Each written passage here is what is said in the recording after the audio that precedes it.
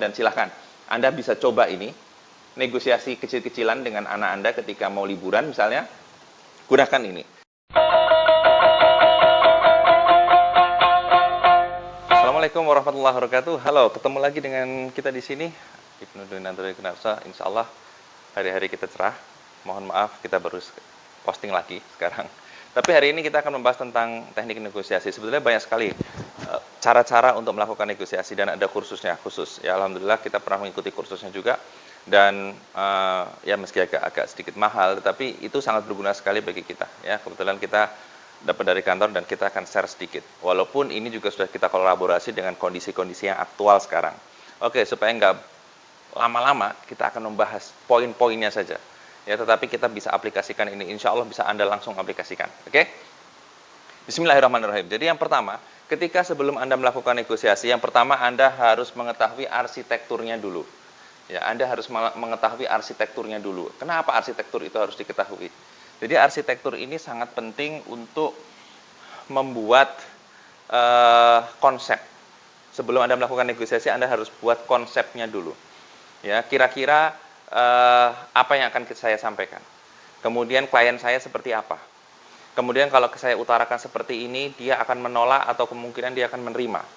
Kalau dia menolak, apa yang harus saya lakukan? Itu arsitektur. Ya. Jadi bagaimananya, how-nya, kemudian nanti kita akan coba untuk mengarahkan apakah jika seandainya hal A ini tidak kita sukai, maka kita jangan mengarahkan ke hal A ini.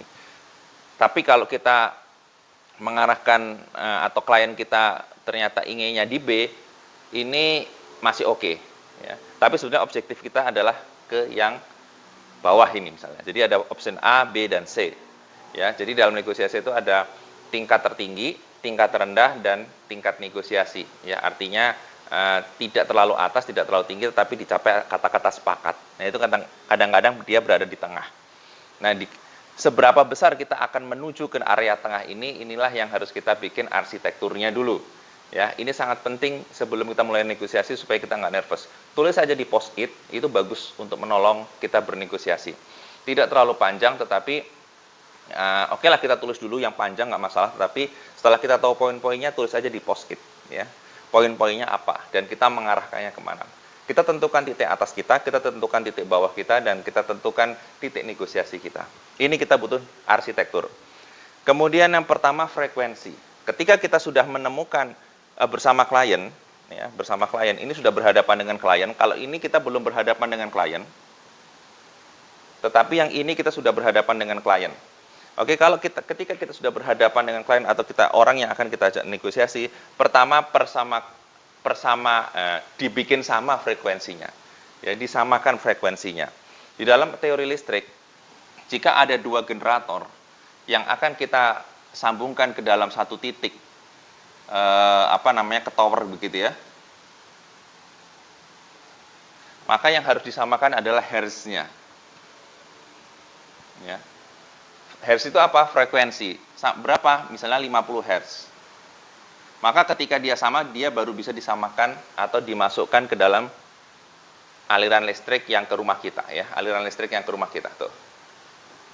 Jadi baru bisa disamakan. Nah, dengan kondisi seperti itu baru ini bisa dipakai di rumah-rumah gitu ya. Jadi butuh yang namanya generator ini dengan generator ini harus punya persamaan. Sama, orang yang kita ajak negosiasi dengan kita harus sama dulu frekuensinya. Caranya menyamakan adalah pertama, ya, ini yang sudah kita tulis di sini. Mari kita melakukan respect.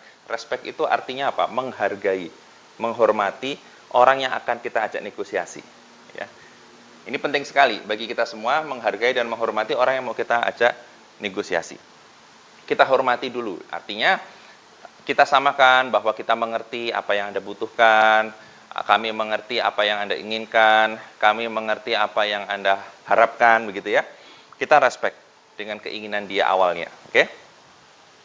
Termasuk konsumen, kalau konsumen kadang-kadang menginginkan sesuatu yang bagus tapi murah, gitu ya. Nanti akan kita arahkan, kita tahu ya, kita harus arahkan bahwa kita juga setuju dengan apa yang mereka inginkan. Kita respect dulu. Awalnya kita respect dulu, ya. Kemudian yang keempat, itu kita sampaikan dulu basisnya. Ya. Basisnya apa? Misalnya terserah Anda mau jualan mobil misalnya begitu ya. Basisnya ya adalah bahwa kalau Anda pengen murah ya SUV misalnya atau LCGC misalnya ya, low cost green car gitu ya. Tetapi LCGC itu memiliki spek seperti ini gitu ya, yang tidak terlalu tinggi. Ya. Karena apa? Yang dicari adalah cost driven, artinya yang penting murah gitu ya. Tetapi ada juga kelas yang tinggi. Kelas tinggi itu kelas-kelas SUV yang sudah kendaraan-kendaraan bagus, itu tinggi, tetapi fasilitasnya lengkap, tetapi mahal gitu ya. Nah nanti Anda akan menyampaikan basis-basisnya dulu. Ini yang diperlukan. Supaya apa? Supaya konsumen atau orang yang diajak berbicara itu memiliki sama basisnya dengan kita. Ya, sama basisnya. Kita tidak berbicara Fortuner tapi harga LCGC. Atau kita tidak meminta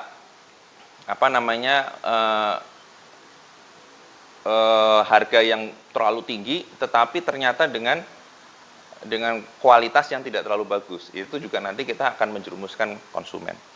Nah, yang kelima, barulah kita masuk ke dalam negosiasi. Jadi Anda mau yang mana gitu? Anda mau yang apa?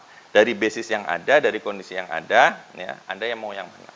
Setelah kita sama frekuensinya, kita respect kepada mereka, mereka merasa dihargai, kemudian mereka sudah tahu basisnya, tahu ilmunya, tahu knowledge-nya, tahu marketnya, yang ada di market, maka masuklah ke dalam seni negosiasi.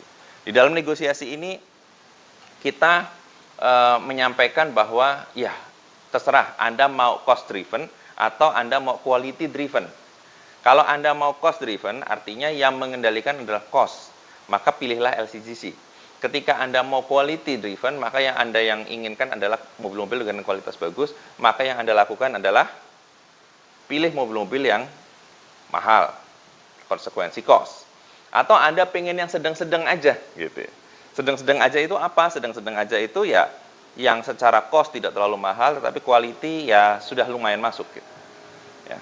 Makanya ini adalah seni negosiasi. Termasuk Anda bisa menyampaikan bagaimana pajaknya, bagaimana nanti BBM-nya harus seperti apa ya.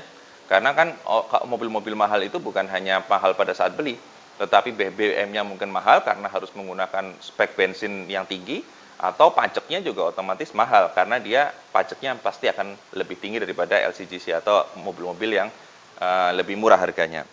Di sini negosiasi dan kemungkinan ini akan didapat. Dan ingat, pada saat negosiasi iringi bersamaan dengan respect juga. Kami tahu kok, tapi yang Bapak dan Ibu maksud atau Bapak dan Ibu mau kami tahu kok, gitu ya. Terserah saja Pak. Bagaimana kenyamanan Ibu, bagaimana kenyamanan keluarga, bagaimana kenyamanan itu adalah dari sisi respect. Makanya kita akan masuk lagi dari sisi respect ya. Nih, respect. Jadi bagaimanapun juga kita tetap harus iringi negosiasi ini dengan respect bersama. Di sini saya bikin warna berbeda. Setiap respect itu adalah warna berbeda. Karena di dalam teori, baik itu teori negosiasi maupun teori presentasi maupun teori menyampaikan sesuatu kepada orang, itu harus menggunakan teori sandwich. Ini rotinya, ini isinya, sayur, ini dagingnya, ini roti lagi. Artinya sebuah negosiasi harus dimulai dengan respect dan harus diakhiri dengan respect. Ya, sehingga menjadi sebuah sandwich yang enak gitu ya. Ditutup dengan sesuatu yang menyenangkan dan diawali dengan sesuatu yang menyenangkan dan diakhiri dengan sesuatu yang menyenangkan. Ini mungkin yang bisa menjadi parameter kita semua dan silahkan Anda bisa coba ini negosiasi kecil-kecilan dengan anak Anda ketika mau liburan misalnya, gunakan ini. Samakan dulu arsitekturnya, samakan dulu frekuensinya. Buat arsitekturnya, ya, Anda bikin skrip, istilahnya, untuk melakukan negosiasi. Anda bikin agar frekuensinya sama ketika Anda sudah berhadapan dengan orang yang bersangkutan, ya, supaya didapat, oh dia adalah teman saya, oh dia mengerti saya. Kemudian yang ketiga adalah dengan cara respect. Ya, kita menghargai dia, menghargai keinginan dia, menghargai objektif dia. Kemudian barulah masuk ke dalam basis apa kenyataan yang ada. Sampaikan di dalam basis. Kemudian yang kelima, sampaikan negosiasinya, ini minnya, dagingnya. Ya. Dari sisi basis yang kita sampaikan tadi, kita akan mendapatkan sisi negosiasinya, kemudian tutuplah kembali dengan respect. Insya Allah ini akan berguna, dan insya Allah ini akan bisa mempermudah kita untuk berkomunikasi dan bernegosiasi. Jazakallah khairan katsiran. Assalamualaikum warahmatullahi wabarakatuh.